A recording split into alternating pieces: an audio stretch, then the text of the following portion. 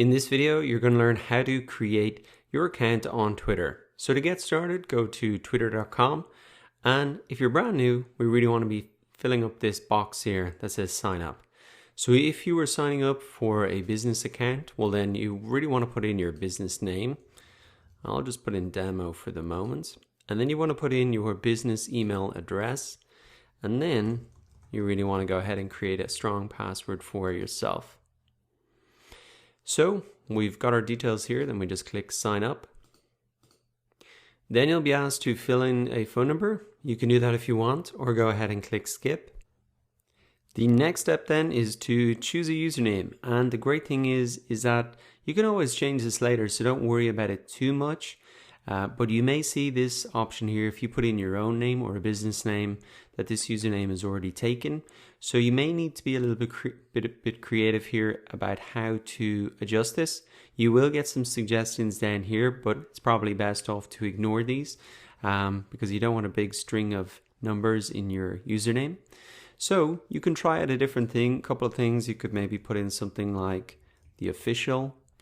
Afterwards, that may be taken. You can put in things like HQ, or you can just add maybe another word at the start or the end until you find something that is really going to be free. So once you're happy with your username, you can just click next. And remember, again, you can always change this later on. So we're glad you're here. Let's go.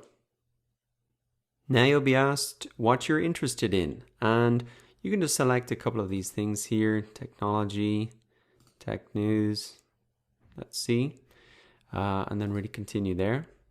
You can add your friends to Facebook if you want from Gmail or Outlook. If you want to do that, you can. I'm just going to click no thanks. Then you can really start to follow some accounts. I'm just going to unselect these, and we should be able to just continue through there. And here we go. They kind of have a tour where you can go in and they'll walk you through the process.